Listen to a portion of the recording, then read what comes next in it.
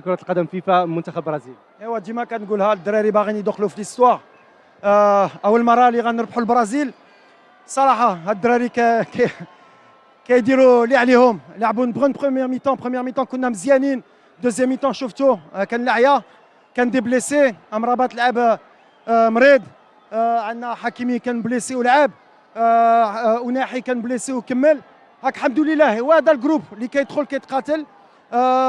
عجبتني لا دوزيام ميتون باسكو ما كناش مزيانين والدراري ما تلقوش الدفاع ما تلقوش والفوز على هاد الجمهور. هادشي اللي كنا بغينا. قلنا خصنا نخرجوا بالرباح باش نفرحوا الجمهور ديالنا ونقول لهم شكرا على كل شيء اللي كيعطيونا. وهاد الصوره اللي ظهر بها الجمهور ديال المغرب كله هنا في ملعب طنجه، يعني شنو الكلمه اللي كيقول وليد لهاد الجماهير؟ جمهور كبير ديما كنقولها والصراحه هاد الشعب حنا كنبغيوه هما كيبغيونا وديما غنتقاتلوا. ولا كان النتيجه الحمد لله ولا ما كايناش بعدا غيعرفوا ديما غيكون فرقه اللي غتقاتل. واللي مهم هي الفرحه ديال هاد الجمهور والحمد لله. اكيد كتنتظر مباراه اخرى يوم الثلاثاء امام المنتخب. ما غاديش تكون سهله علاش غنلعبوا دابا 3 ايام مع رمضان. غنشوفوا نحطيو شويه الدراري اخرين باش هما يثيقوا في راسهم ونحطوا لهم الوقت اللي كيستاهلوا. شكرا وليد الركراكي. عميد المنتخب الوطني غانم سايس. غانم اهلا بك. المباراة اليوم امام المنتخب البرازيلي، المنتخب الوطني ربح ب2-1 وعرف كيفاش يربح واستحق الفوز امام هذه الجماهير المغربيه اللي حضرات في هذا الملعب. Non, bah déjà, je voudrais remercier tous les supporters qui étaient là ce soir. Franchement, c'était magnifique de pouvoir célébrer le parcours qu'on a fait à la Coupe du Monde chez nous, enfin. Je pense qu'ils le méritaient aussi. Et donc, pour que la fête soit belle, il fallait remporter ce match. C'est ce qu'on a fait. On est tombé contre une belle équipe du Brésil avec énormément de qualité. Mais voilà, on a été à la hauteur, même si par moments ça a été un peu compliqué. Mais voilà, encore une fois, l'état d'esprit de ce groupe a fait la différence. Et alhamdoulilah, on a remporté le match et on a encore rendu une fois les gens heureux. Donc, c'est le plus important.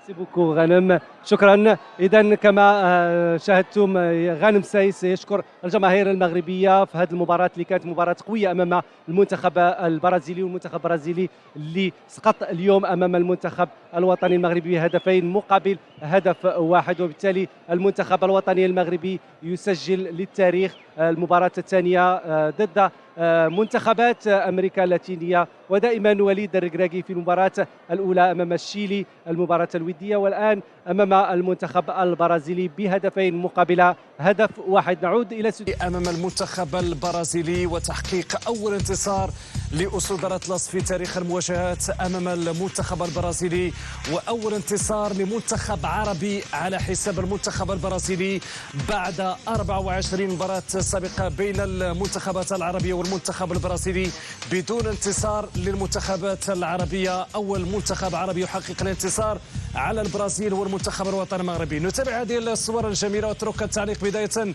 لمحلل قناه الرياض ياسر تحلالي وكذلك للاطار الوطني مقتدر سي مولود مذكر. والاحتفاليه تكتمل بهذا الانتصار الكبير، انتصار اداء ونتيجه انتصار مستحق. واليوم شفنا واحد قوه هجوم ضاربه، يعني شفنا كره اللي تمتعنا في الكره. شكرا عادل. اذا انتهت المباراه الوديه بين المنتخب. الى كان نمشيو للزميل عماد بهدفين لهدف واحد، هدفين سفيان بوفال وعبد الحميد الصابري خلال الجوله الثانيه. في الوقت كاسيميرو سجل الهدف الوحيد للمنتخب البرازيلي. فرحه كبيره للعناصر الوطنيه وللجماهير المغربيه بهذا انتصار للتاريخ امام منتخب كبير تحت قياده هذا النجم كاسيميرو مسجل الهدف الوحيد للمنتخب البرازيلي. فرحه كبيره للعناصر الوطنيه. امامنا سيد فوزي الخجاع الذي يهنئ اللاعبين على العطاء وعلى القتاليه، وفرحه كبيره للجماهير المغربيه في هذه الامسيه الرمضانيه. للحكايه وللقصه بقيه اكيد غادي نحكيوها بشهامه وقوه شخصيه ابطالنا واولاد بلادنا. هي فقط البدايه وما زال في جعبه المنتخب من الكثير صراحه الله يحفظكم ويحفظنا جميعا ويخلينا دائما يد واحده ويحفظ بلادنا وملكنا وشعبنا. كنستاهل اكثر.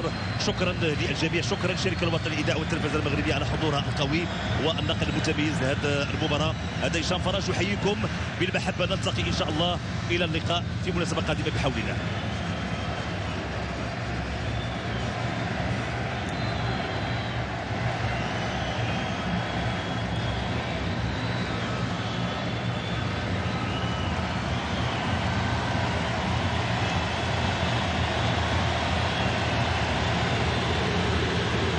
الوطن المغربي. أجمل الصور لا زالت تقدم من جانب مكونات المنتخب الوطني، وهذا أكيد هذا المناصر هذا المحب ينال شرف أكيد أخذ قميص حكيم زياش لاعب المنتخب الوطني المغربي.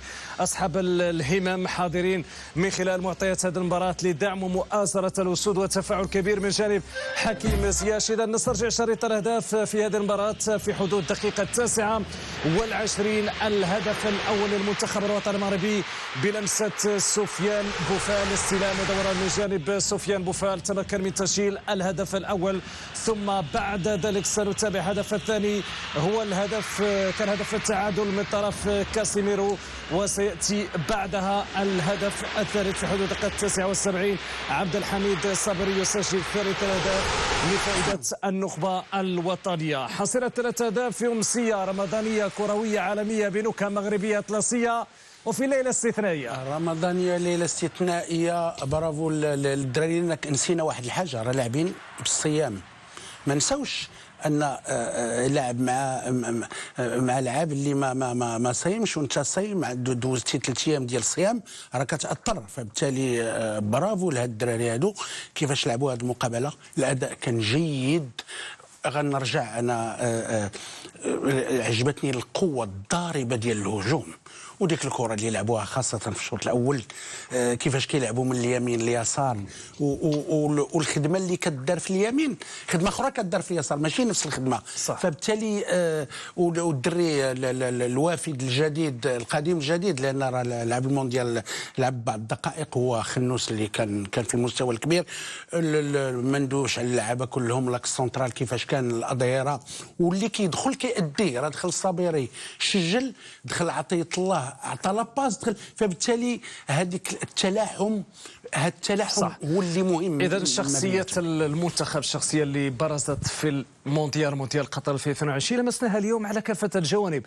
المتابع لمجريات هذه المباراه بطبيعه الحال سيقول بانها مباراه في اطار لقاءات كاس العالم، لا على مستوى ظروف اجواء المباراه، ملعب، النقل التلفزي. اليوم كان كل شيء جميلا في هذه الامسيه الجميله، وراهنا بشكل كبير على الاسود من اجل تحقيق الانتصار، وحدث بالفعل ذلك كما توقعنا. هنا ربما الثقه اللي اصبحت سائده بالنسبه للجماهير المغربيه بقياده وليد الركراكي لأسود الأطلس. اول حاجه مبروك على المنتخب المغربي هذا الفوز، اول فوز على المنتخب البرازيلي. يعني كبدايه اول منتخب عربي استطاع انه يفوز على المنتخب البرازيل.